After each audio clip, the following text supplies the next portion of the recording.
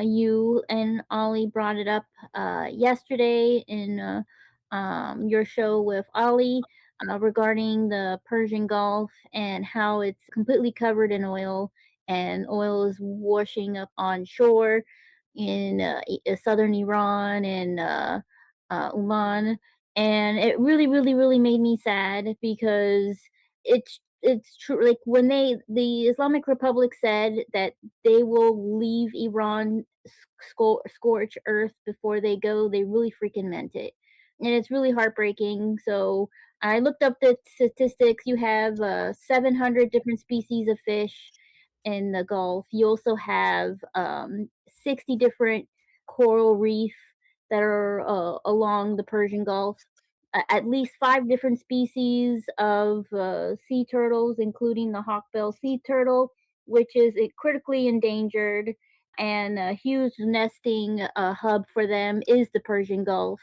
And it's just heartbreaking. To me, this is as heartbreaking, if not more heartbreaking, as when Piruz, the critically endangered Iranian cheetah, passed away. I think in the end of 22, beginning of 23. Which, mind you, I think the Islamic Republic had a role to play in that one as well. It's just really heartbreaking. I cried over it yesterday, and it's just another thing they're taking away from the Iranian people, and not just the Iranian people, but all the Persian Gulf countries. It's just really upsetting.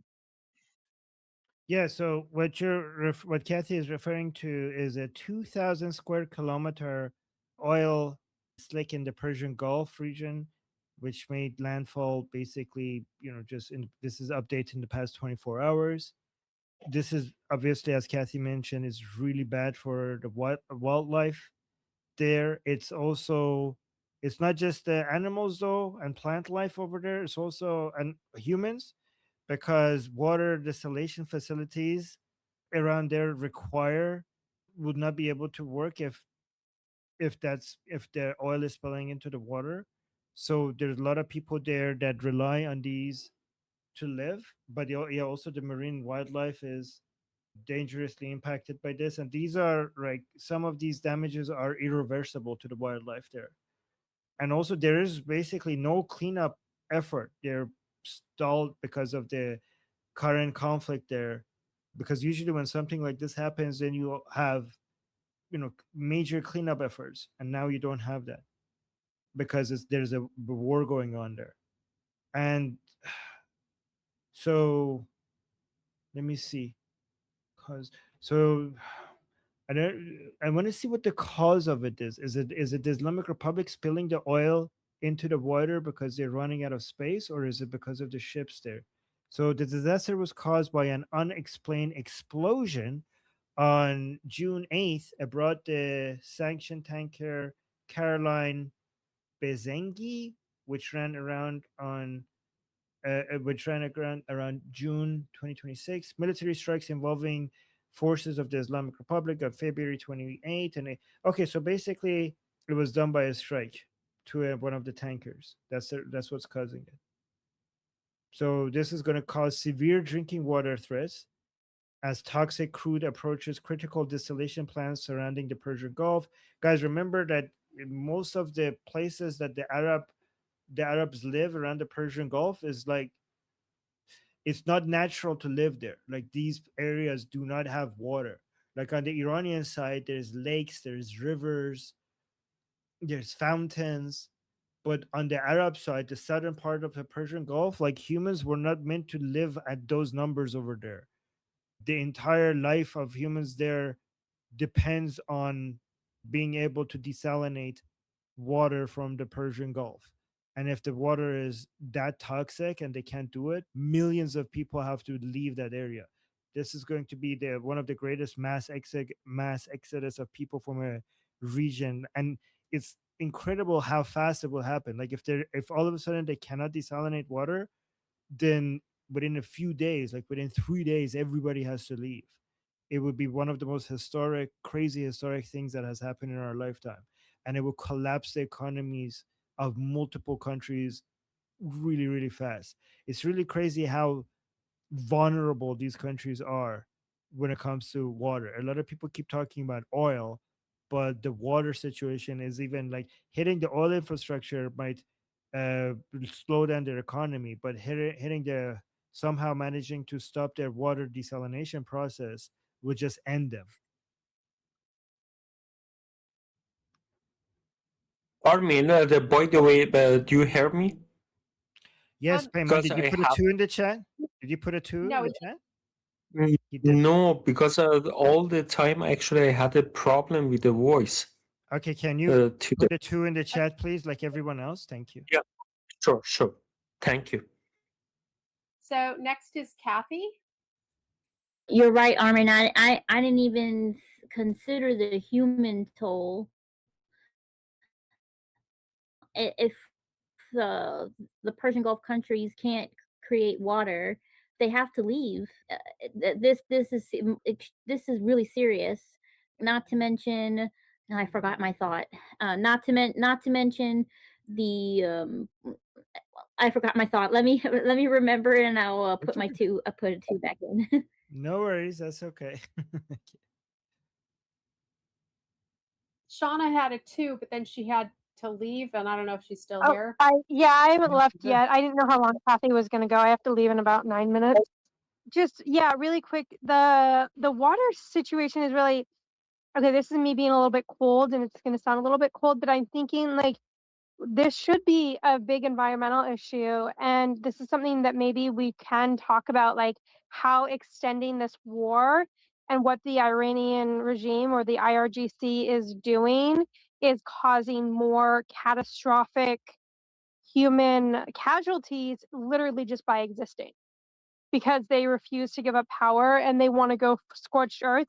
They're not just hurting their own populations now, they're hurting the populations of their own people, and they're causing climate issues on the planet.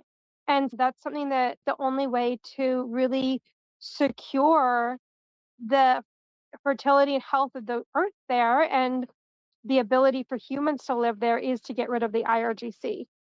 They just need to go, not just because of the human cost, but for the health of the planet, for the hippies in our lives.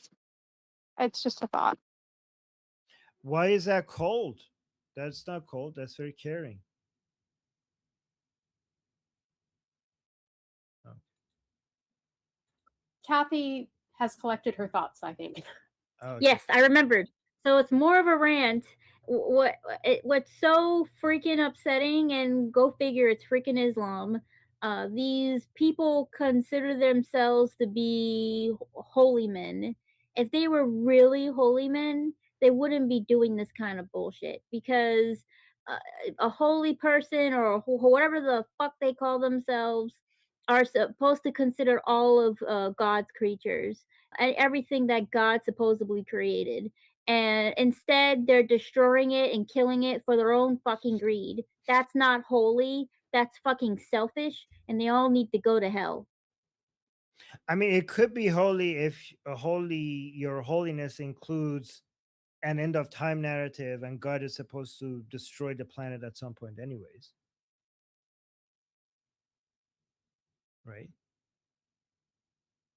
I just think that's bullshit, and in my opinion, that's an excuse to round up greed and take everything for themselves.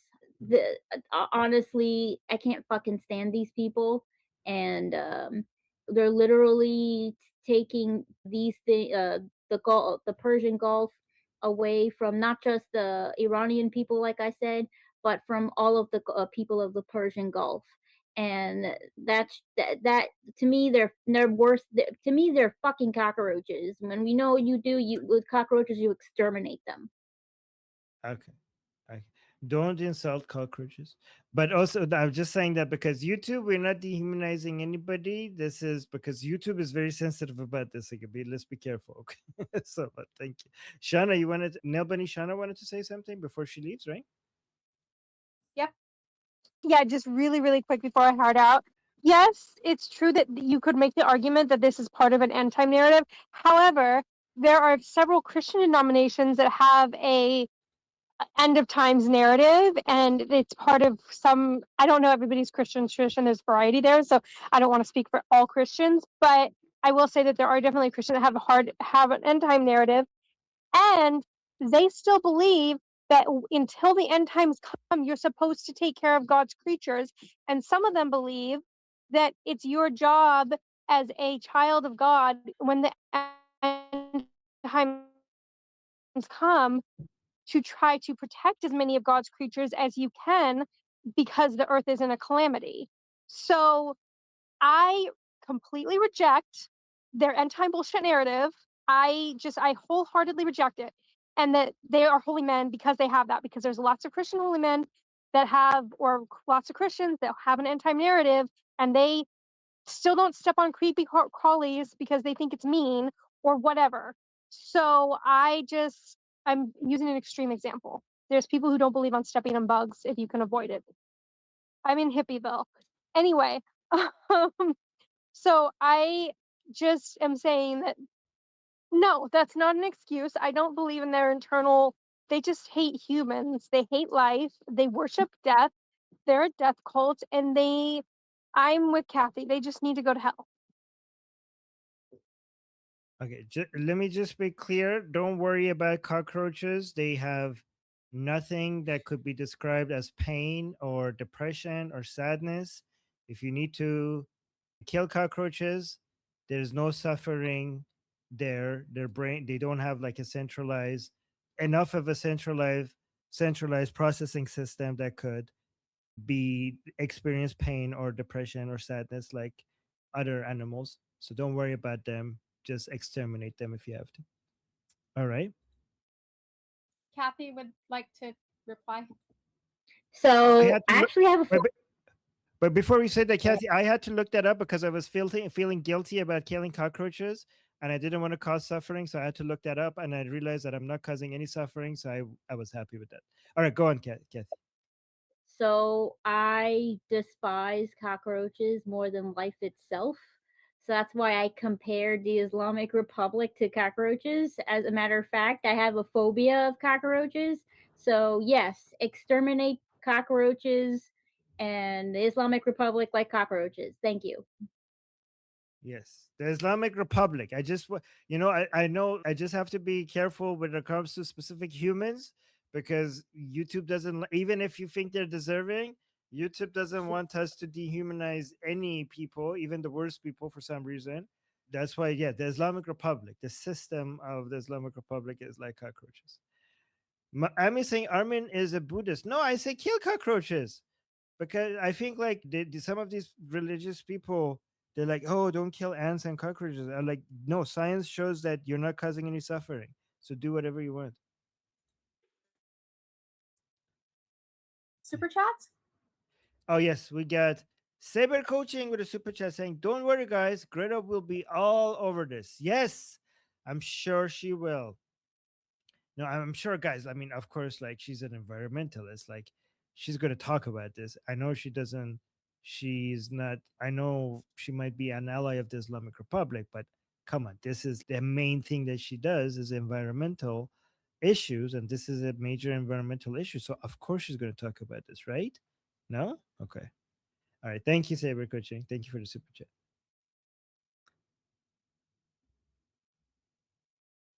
My name is Armin Navabi. I'm an Iranian political analyst with decades of experience fighting the Islamic regime inside and outside of Iran. Make sure you follow me for more, and also make sure you join our discussion group. I'm there almost every single day. Come talk to me there and the rest of the people there in our group calls. It's a great place to meet and talk to people who like talking about politics. The link is in the description and or in the bio. You could also get there by scanning the QR code on the screen. See you there.